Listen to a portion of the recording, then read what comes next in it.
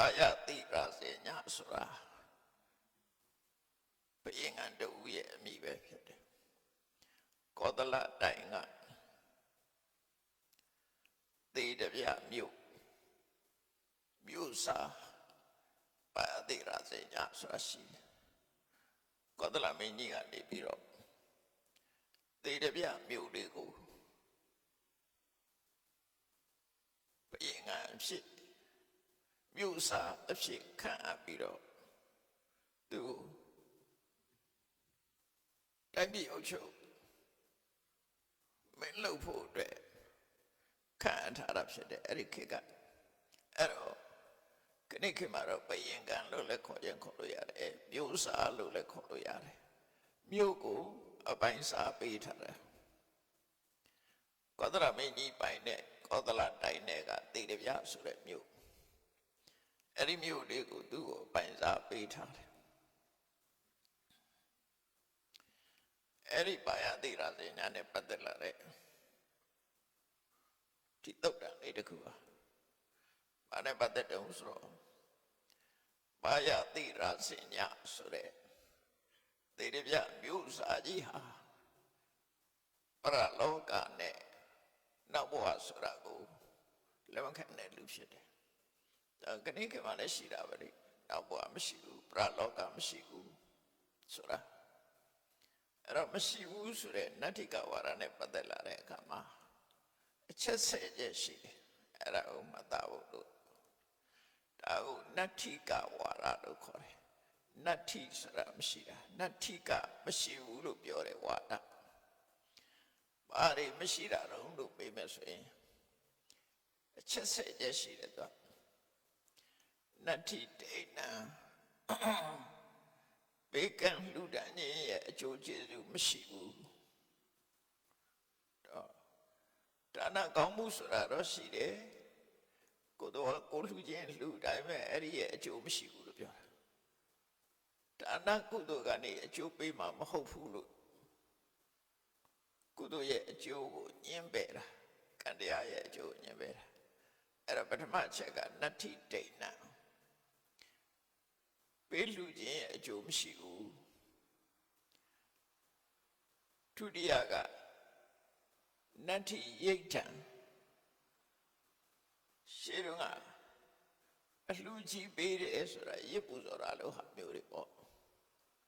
ဒေသတစ်ခုလုံးခြုံငုံပြီးတော့ဥမာပဲစတုဒေသတို့လို့ဟာမျိုးတို့နောက်ရစ်ပူဇော်တာမျိုးတို့အဲ့လိုကြီးကျယ်ကျယ်အလှကြီးပေးကန္တာရဲ့အကျိုးကျေးဇူးမရှိဘူးလို့ညင်ပယ်တယ်နတ္ထိဟုတံဟုတဆိုတာလက်ဆောင်ပေးတာအခန္ဓာအဲ့ဒီလိုအသေးအဖွဲပေါ့အဲ့ဒီလိုကုသိုလ်မျိုးရဲ့အကျိုးကျေးဇူးလည်းမရှိဘူးလို့အကျိုးတရားကိုညင်ပယ်တာအလှဒါနနဲ့ပတ်သက်တဲ့ညင်ပယ်ချက်3ခုနောက်တတိယစတုထတစ်ခုကတော့နတ္ထိသုကတထုကတနံကမ္မနံဖလံဝိပါကောသုကတကမ္မကုသိုလ်ကံထုကတကမ္မအကုသိုလ်ကံကုသိုလ်ကံအကုသိုလ်ကံတို့ရဲ့အကျိုးဆိုတာမရှိဘူးလို့စတုထချက်ကအဲ့ဒါနဲ့ညင်ပယ်တာပြောဆိုလိုတာကံရဲ့အကျိုးမရှိဘူးလို့ပြောချင်တယ်နတ္ထိအယံလောကောအယံလောကဆိုတာကိုလက်ရှိရထားတဲ့လောကအခုမှပဲလူတွေဆိုလို့ရှိရင်လူလောကသည်အယံလောကထိလောကကိုရထားတဲ့လောကအဲ့ဒီကိုရထားတဲ့လောကမျိုးကိုတခြားပရလောကလူအတွက်ဒီလောကဆိုတာမရှိဘူးဒီလိုဆိုလို့ပဲပေါ့ဟိုဘက်ကနေကြည့်တဲ့အခါနောက်တကဒီအတိကြည့်လိုက်တဲ့အခါကျတော့နတ္ထိပရလောကောနောက်လောကဆိုတာမရှိဘူးလို့ပြောတယ်ဒီလောကကနေကြည့်လိုက်လို့ရှိရင်လည်းပဲပရလောကတခြားလောကဆိုတာမရှိဘူးဘာနဲ့တူတော့ဆိုရင်ခဏခေတ်မှာ ချိုသားတွေအကြောင်းပြောနေကြတာနဲ့တူတယ်ထိကဘာကျိုးကလူတွေတခြားကဘာကျိုးကလူတွေဆိုတာလို့နော်တခြားကဘာကျိုးကလူနဲ့ဒီကဘာကျိုးကလူကိုလက်တွေ့ရရှိတဲ့လောကကအယံလောကတခြားလောကကပရလောကအဲ့တော့ပရလောကမှာနေတဲ့ပုဂ္ဂိုလ်အတွက်ဒီလောကဆိုတာမရှိဘူးဒီလောကကပုဂ္ဂိုလ်အတွက်လည်းပရလောကဆိုတာမရှိဘူးဆိုလိုတာကသူလောကမှာပဲသူကုပြောင်းမှုမရှိတဲ့သဘောလည်းဖြစ်နိုင်တယ်နောက်တစ်ခုကနတ္ထိမာတာနတ္ထိပိတာအမေပေါ်မှာပြုစုလုပ်ကြွေးရတဲ့ကုသိုလ်အမေပေါ်မှာစော်ကားတဲ့အကုသိုလ်အဲ့ဒီကုသိုလ်အကုသိုလ်တွေကလည်းအကျိုးမပေးဘူးလို့ဆိုလို့တယ်အကျိုးမရှိဘူးနတ္ထိပိတာအဖေပေါ်မှာပြုစုလုပ်ကြွေးရတဲ့ကုသိုလ်အဖေကိုစော်ကားလို့ရရှိရတဲ့အကုသိုလ်အဲ့ဒီကုသိုလ်အကုသိုလ်လည်းအကျိုးမရှိဘူးလို့သူတို့ညင်းပယ်တယ်နောက်ကိုခုမြောက်တစ်ခုကနတ္ထိတတ္တာဩပပတိကာလူတယောက်ဟာသေသွားပြီးပြန်မွေးတာမရှိဘူးနော်ဘဝတစ်ခုကသေသွားရင်ပြီးတော့နောက်ထပ်ပြန်မွေးဖို့မရှိဘူးနတ္ထိတတ္တာဩပပတိကာလို့10ခုမြောက်ကြတော့နတ္ထိသမ္မက္ခတာသမ္မာပฏิပန္နာရှေဣမိစ္ဆာလောကံပရိစ္ဆာလောကံတေယံပိညာသစ္စိကတဝပဝေတိတိတေသမနာပြမနာနတ္ထိဆိုလိုတဲ့အိဗေကတော့ကိုယ်တိုင်သိရှိနားလည်ပြီးဒီလောကအကြောင်းနောက်လောကအကြောင်းကိုဟောနိုင်ပြောနိုင်တဲ့အကျင့်ကောင်းဆိုတဲ့ပုဂ္ဂိုလ်တွေသူမြတ်တွေမရှိဘူးလို့ပြောတာသမနာပြောဆိုလိုတဲ့အိဗေကဒီနံပါတ်30ဆိုလိုတဲ့အိဗေကလောကမှာဖျားဆိုတာမရှိဘူးလို့အဲ့လိုပြောတာအဲ့တော့အဲ့လိုပေါင်းလိုက်တဲ့အခါ10ချက်နတ္တိကဒိဋ္ဌိဆိုတာအဲ့ဒီ10ချက်ကိုညှင်းဆိုထားတာအဲ့ဒီညှင်းဆိုတဲ့အယူဝါဒကိုနတ္တိကဝါဒလို့ဒီလိုခေါ်တယ်အခုသေရပြမျိုးစာပါယတိရစေညာဟာအဲ့ဒီ10ချက်တည်းကအချက်3ချက်ကိုသူကညှင်းဆိုတယ်ချက်3ချက်ကဘာလို့ဆိုရင်နတ္ထိပရောလောကောပရလောကဆိုတာမရှိဘူးဒီလောကတော့သူအသိမပြုတယ်ပရလောကကိုအသိမပြုဘူးနော်ဒီကျိုးသားတွေကိုတော့အသိမပြုတယ်တခြားကျိုးသားအသိမပြုတဲ့သဘောပေါ့နော်ပရလောကဆိုတာမရှိဘူးတဲ့နတ္ထိတတ္တဩပပတိကာသေပြီးတဲ့ပြန်သေပြီးနောက်ပြန်မွေးတဲ့တတ္တဝါဆိုတာမရှိဘူးဆိုတာနောက်ဘဝဆိုတာမရှိဘူးလို့သူတို့ဆိုတယ်လူတယောက်တတ္တဝါတူသေဆုံးပြီးတော့နောက်ထပ်ပြန်မွေးတာမရှိဘူးဒီအချက်ကိုလည်းသူကလက်မခံပြန်မွေးတယ်ဆိုတာလက်မခံဘူးပြန်မမွေးဘူးလို့ပြောတယ်နတ္ထိဒုက္ခတဒုက္ခတနာကာမနံဖလံဝိပါကောကုသိုလ်ကံအကုသိုလ်ကံတို့ရဲ့အကျိုးတရားကိုလည်းပဲညှင်းပယ်တယ်သူဒီအချက်3ချက်ညှင်းပယ်တဲ့နတ္ထိကဝါဒဆွဲကိုင်းထားတာအဲ့တော့ဒီ10ချက်ဆိုတာတယောက်တည်းမှ10ချက်ဒီလိုဆိုလိုတာမဟုတ်ဘူးတချို့က1ချက်တချို့က2ချက်တချို့က3ချက်အဲ့လိုဖြစ်ချင်းဖြစ်အခုပါရတိမြို့သေရပြမြို့စားပါရတိရာဇညဆိုတဲ့ဘယင်ကံပုဂ္ဂိုလ်ဟာဒီချက်3ချက်ကိုညှင်းဆိုတယ်ပရလောကရှိတယ်ဆိုတာကိုညှင်းဆိုတယ်ပြန်ပြီးတော့မွေးတယ်နောက်ဘဝဆိုတာကိုလည်းညှင်းဆိုတယ်ကုသကအကုသကံတို့ရဲ့အကျိုးရှိတယ်ဆိုတာကိုလည်းညှင်းဆိုတယ်ဒါကြောင့်သူနတ္ထိကဝါဒအဲ့တော့သူရဲ့ညှင်းဆိုချက်က3ချက်ပရလောကဆိုတာမရှိဘူး သေပြီးပြန်မွေးတဲ့တတဝါဆိုတာမရှိဘူးနောက်ဘဝမရှိဘူးကုသကအကုသကတို့ရဲ့အကျိုးမရှိဘူးဒီချက်သုံးချက်ကိုသူကဆွဲကင်ထားတယ်သူဆွဲကင်ထားတာလေသူ့အကြောင်းနဲ့သူပဲသူကဆွဲကင်ထားတာသူပြောင်းလို့မှမရဘူးအဲ့ဒီဤဝါဒကိုဆွဲကင်ထားတော့ဒီနေ့မှာသေရပြမြို့ကိုဘုရားရဲ့တပည့်ရှင်ကုမာရကတ္တဗဆိုတဲ့ရဟန်းတော်တစ်ပါးကြွလာရှင်ကုမာရကတ္တဗဆိုတာထင်ရှားတဲ့ပုဂ္ဂိုလ်တူပဲကုမာရဆိုတာမင်းသားကတ္တဗဆိုတာတော့သူ့အမျိုးနွယ်ရှင်ကုမာရကတ္တဗရဲ့ဇာလံကသူကဘိက္ခုနီမရဲ့သားဘိက္ခုနီမကဘာဖြစ်လို့ကလေးရတယ်လဲလို့ဆိုတော့လူဘဝတုန်းကတရေရလာပြီးတဲ့နောက်မှာမတိခင်ဘိက္ခုနီဝတ်လိုက်တာဘိက္ခုနီဝတ်လိုက်တဲ့အခါကျတော့ဘိက္ခုနီဖြစ်လာတော့မှသူ့ရဲ့ကိုယ်ကပေါ်လာတာအဲ့ဒီမှာပြဿနာဖြစ်သေးတယ်ပထမတော့ဒေဝတတရဲ့ပြိဿတ်ထဲကသူကအတိုင်းဝိုင်းတွေကနောက်ဒေဝတတကသူတို့နာမည်ပြတ်မှာဆိုလို့လက်မခံတဲ့အခါကျမှဖျားစီရောက်လာတာဝတိရောက်လာတော့မြတ်စွာဘုရားကထောက်ခံချက်တွေနဲ့ဖျားကတော့သိတယ်ဒါသူလူဘွားကရတယ်ဆိုတာသို့တော့အများတန်တရားမရှိအောင်မြတ်စွာဘုရားကကောသလမင်းကြီးကိုလည်းတသိဝိသခာတသိအနာရဝိတသိနဲ့ဒီဘက်ဥဒီမှာဟာကိုကျင့်သီလပြပြတာမဟုတ်ဘူးဆိုတာကိုတသိပြလာပြီးတဲ့အခါမှာအဲ့ဒီဘက်ဥဒီမှာနောက်ဆုံးမှဒီကလေးကိုမွေးဖွားလိုက်တာဒီကလေးမွေးဖွားတော့ကောသလမင်းကြီးက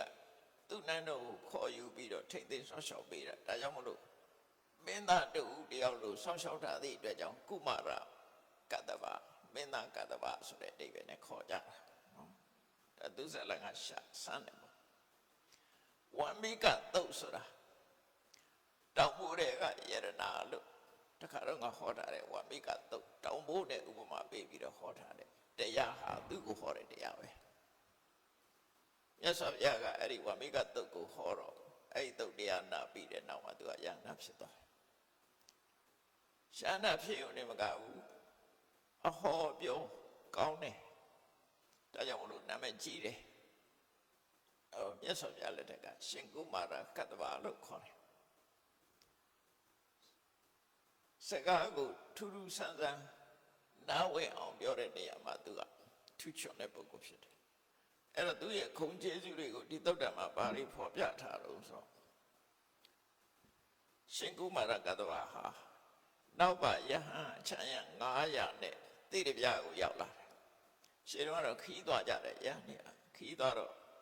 တိရပြကိုရောက်လာပြီးတော့တိရပြမြို့ရဲ့မြောက်ဖက်မှာရှိတယ်တိတပါဝနဆိုတဲ့ဗမာစာပေမှာတိတပါသိမ့်တပါလို့လည်းခေါ်တယ်အဲ့ဒီသိမ့်တပါဆိုတဲ့အခုရင်တိုက်ပင်လို့ဗမာစာပေမှာပြန်တယ်ရှင်းတိုက်ပင်ရှင်းတိုက်တော်တယ်ပါသူတရင်သုံးတယ်ပေါ့သိမ့်တပါဝနဆိုတဲ့ရင်တိုက်တော်မှာသို့တော့သီရိလင်္ကာမှာနေတော့ကစာတတ်တဲ့သီကိုဘုန်းကြီးတစ်ပါးကိုမေးကြည့်တော့သိမ့်တပါဆိုတာပဲအပင်ခေါ်တာတော့သီရိလင်္ကာဘုန်းကြီးတွေပဲအပင်ကိုခေါ်တာတော့ဆိုသူတို့ကရှုဇနာပင်ကိုသိမ့်တပါလို့ခေါ်တယ်လို့ပြောတယ်အဲ့တော့ရှုဇနာဆိုတာအပင်ကြီးမဟုတ်သူကပန်းပွင့်နေပွင့်နေနော်စကိုင်းတောင်ရုံမှာလည်းပဲပေါက်တယ်အဲ့ဒီပင်ညာအနပန်းလေးတွေကအဗဓမ္မမွေးတယ်ပန်းမွေးတယ်အဲ့ရွက်ကလည်းပဲသိအကြီးမဟုတ်မောခိတော်လို့စကိုင်းကတော့ခေါ်ကြတယ်တချို့ရက်တွေကယူစနာလို့ခေါ်တယ်တီဟူဘုန်းကြီးတွေကသိမ့်တပတ်ဆိုတာအဲ့ဒီအပင်လို့ပြောဦးတယ်နော်သိမ့်တပတ်ဆိုတဲ့တောအုပ်ထဲမှာခိတခဏနေထိုင်ကြရှင်းတော့အရင်အနေကတနေ့ကြွလာလို့ရှိရင်တောထဲမှာပဲနေကြတာ အရေးအဝတ္တအဆောက်အဦရှင်အဆောက်အဦနဲ့နေတယ်အဆောက်အဦမရှိဘူးဆိုလို့ရှိရင်နော်တစ်ပင်အောင်မှနေကြတယ်နောက်တစ်ပင်နေရလေအရေးအဝတ္တကောင်းမွန်ရတယ်ရှိတော့နော်ပမာပြေမှာတောင်းမှပဲဘုန်းကြီးတို့ငယ်စဉ်ကနေခဏခေတ်ကြည့်လိုက်မယ်ဆိုလို့ရှိရင်ခဏခေတ်ကတစ်ပင်ကတော်တော်ပြုံးသွားတယ်ငယ်စဉ်တုန်းကတစ်တော်ရရှိတယ်ဒါကိုယ်ကလေးမိလိုက်တာနော်စင်ကူနဲ့ပဲကရကန်စင်အောင်ဆိုလို့ရှိရင်ရကန်စင်အောင်မရောက်ခင်မြိုင်ကြီးရှိတယ်အကြီးကြီးပဲအဲ့မြိုင်ကြီးမို့ချိုးမြင့်ချိုးနော်သွားကြလာကြထင်းကြောက်ကောက်တဲ့လူတွေပါတော့အဲ့မြိုင်နဲ့တွေမဲ့တောင်းမမရောက်ဘူးမြိုင်ဆိုတာခဏခေတ်မှမရှိသလောက်ဖြစ်သွားပြီအခုကတောင်းမော်တောင်းတစ်ပင်ကပြောင်းသွားပြီနော်တောင်းထိပ်တွေတောင်းတစ်ပင်ကပြောင်းသွားအဲ့တော့ကိုယ်ကိုယ်တိုင်မြင်ခဲ့ဘူးလေအဲ့ဒီလိုမရိယာစင်ကူနာကရွာတွေမှာမြိုင်ကြီးတွေရှိတယ်ရွှေတုံးရွာနာမြိုင်ကိုရွှေတုံးမြိုင်လို့ခေါ်တယ်ရှက်ကန်းစင်အောင်နာကမြိုင်ကိုရှက်ကန်းစင်အောင်မြိုင်လို့ခေါ်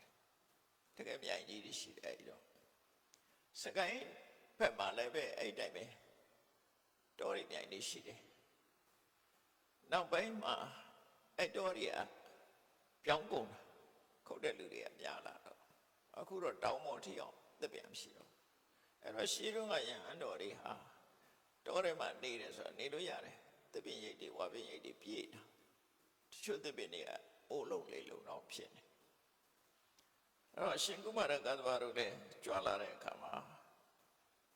တည်တယ်ပြမြို့အနီးမြောက်ဖက်မှာတောအုပ်ကြီးရှိတယ်အဲ့တောအုပ်ထဲမှာနေကြတာအထူးကြောင်းရှာစရာမလိုဘူးဖြစ်တယ်လို့တပင်ရိပ်မှာတဘာဝပဝန်းကျင်ဆိုတာအဲ့ဒါမှတကယ်တဘာဝတောထဲမှာဖြစ်တယ်လို့နေကြတယ်အဲ့တော့ရှင်ကုမာရကသဘာအဲ့လိုနာမည်ကြီးတယ်လေလို့ဆိုလို့ရှိရင်ပန္တိတောပညာရှိတယ်ဖြတ်တာလိမ္မာပန်းတ်တယ်ဒါသူရဲ့ခုံကြီးတွေပန္တိတောပညာရှိတယ်ဖြတ်တော့လိမ္မာပန်းတ်တယ်မေတ္တာဝီထက်မြက်တဲ့အသိဉာဏ်ရှိတယ်ပန္တိတဆိုတာကသိတာမေတ္တာဝီဆိုတာကလင်းလင်းမြန်မြန်သိတာပညာကလည်းနှမျိုးရှိတယ်တော့တွေးကြည့်မှသိတာကတစ်မျိုးသင်ထားလို့တတ်တဲ့ပညာကလည်းတစ်မျိုးဖြစ်လိမ့်မယ်မေတ္တာဝီကြတော့သူကအကြောင်းကိစ္စပေါ်လာလို့ရှိရင်လင်းလင်းမြန်မြန်သိတဲ့ပညာဘယ်လိုပြောရမလဲဘယ်လိုဆိုရမလဲဆိုတာကျွတ်တင်စဉ်းစားစရာမလိုဘူးဖြတ်ခနဲ့သိတယ်ဖြတ်ထိုးညာလို့ပြောခြင်းပြောလို့ရမဟုတ်သူတော့ခဏခေတ်လို့ပြောမှဆိုရင်စတ္တပိဋ္ဌမြတ်စွာဘုရားဟောတဲ့တရားတွေအများကြီးသင်ယူပြီးတော့သိထားတဲ့ပုဂ္ဂိုလ်ဖြစ်တယ်မဟုတ်သူတာစတ္တပိဋ္ဌယဟန်တော်တစ်ပါးဖြစ်တယ်စိတ်တကတိတရားဟောကောင်းတယ်စိတ်တဆိုတာစသန့်ကျဲရဲ့ကထာဟောသူဟောတဲ့တရားတွေကနာဝင်တယ်အလုံးနားလဲအောင်ဟောတဲ့စိတ်တကတိကလျာဏပฏิပါဏောအကျဉ်းကောင်းညံ့ကောင်းရှိတယ်ပฏิပါဏဆိုတာရှုပ်တဲ့ပေါ်လာတဲ့အသိဉာဏ်ကိုပြောတာဒါလေကလျာဏပฏิပါဏောကောင်းတဲ့ပฏิပါဏဉာဏ်ရှိတယ်ဘုဒ္ဓစေဝအသက်ရွယ်လည်းရလာပြီဝါလည်းကြည်ပြီဘယ်လောက်ရင်လို့တော့မပြောဘူးအဲ့တော့အနည်းဆုံး80 60 90ပေါ့နော်ဘုဒ္ဓထီကြီးဝါကြီးဖြစ်လာတယ်အရဟဝါယဟန္တာလည်းဖြစ်တယ်ဒါဝံမိကတုတ်ကိုတရားနာပြီးတော့သူကယန္တာဖြစ်သွားတာအဲ့တော့ဒီရှိကုမာရကသဘာနဲ့ပတ်သက်ပြီးတော့အခုလို့ဂုံကြီးချင်းနေရှိတယ်ပေါ့နော်အလုံးဂုံကြီးချင်းရှင်မျိုးနဲ့ပြောထားတာပေါ့နော်အဲ့တော့ရှင်ကုမာရကသဘာရဲ့ခုံတရင်ကဘယ်နေရာပဲရောက်ဒီခုံတရင်ကိုသိကြတယ်သိတော့ကောသလတိုင်းကတိရပြမြို့ကလူတွေကလည်းပဲရှင်ကုမာရကသဘာကြွလာတယ်ဆိုတော့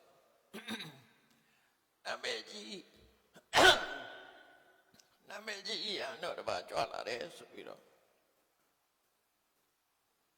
လူတွေဟာမတိုင်မရပဲနဲ့တရင်ကြားတဲ့လူတွေဟာအုပ်စုလိုက် မြို့ကနေပြီးတော့မြောက်ဘက်ကိုထွက်သွားရှင်ကုမာရကသွားစီသွားကြတာတိုင်ပင်ပြီးသွားတာမဟုတ်ဘူးဟိုလူကလည်းရှင်ကုမာရကသွားသိမ့်တပါတော်ထဲမှာရောက်နေတယ်ဆိုတော့ဖူးကြတာနော်လူတွေကသတင်းကြပြီးတော့အုပ်စုလိုက်ထွက်ပြီးတော့သွားဖူးကြသွားကြတာအဲ့ဒီလိုသွားတဲ့အချိန်မှာမြို့ထဲမှာရှိတဲ့မျိုးစားကြီးရဲ့ပြတ်သက်ဆောင်ကအမြင်ဆိုတော့သူကအပေါ်မှာနေထိုင်ရင်ကနေပြီးတော့အရာလေးမျက်နှာကြည့်တဲ့အခါမှာဖွေးဖွေးလှုပ်လူအုပ်ကြီးဟာမြို့ပြောက်ကိုထွက်ပြီးသွားနေတာကိုသူတွေ့တယ်တွေ့တဲ့အခါကျတော့သူနာကအမတ်တွေကိုမေးတယ်ဟိုလူတွေဟာအုပ်စုလိုက်မြောက်ကိုသွားနေကြတာဘာလုပ်ကြတာလဲပဲသွားကြတာသိတ္တဘာဝနာဘက်ကိုသွားနေကြတာဘာလုပ်ကြတာလဲမေးတဲ့အခါမှာအမတ်ကြီးတွေကပြောကြတယ်ဂေါရမမြတ်စွာဘုရားရဲ့ရှမ်းဂေါရမရဲ့တပည့်ရှင်ကုမာရကန္တဝဆိုတာကောသလတိုင်းခရီးထွက်ရင်ကနေအခုသိတ္တဘာမြို့ကိုရောက်လာပြီးတော့သိတ္တဘာမြို့ရဲ့မြောက်ဖက်အေတပြမြို့ကိုရောက်လာတယ်သိတပြမြို့ရဲ့မြောက်ဖက်သိတ္တဘာဝနာလို့ခေါ်တဲ့ရ၌တော်ထဲမှာတရင်သုံးနေထိုင်တယ်အဲ့ဒီရှင်ကုမာရကန္တဝဟာအပတ္တမနာမဲကြော်ကြတယ်ပညာရှိတယ်ထက်မြက်တယ်စံစံကြဲကြဲဟောတာပြောတတ်တယ်အကြံကောင်းညံ့ကောင်းလေးရှိတယ်လို့ပြောကြတယ်ဝါလဲကြည်ပြီးရဟန္တာလည်းဖြစ်တယ်အဲ့ဒီရှင်ကုမာရကန္တဝဆိုတဲ့ရှင်သူမြတ်ဟာယဟန်900နဲ့အခုရောက်ရှိနေကြလို့တေရပြမြို့သူမြို့သားတွေဟာရှင်ကုမာရကန္တဝရောက်တယ်လို့သတင်းကြားလို့ရှင်ကုမာရကန္တဝကိုသွားဖူးမြော်ဖို့အတွက်သွားကြတာပါ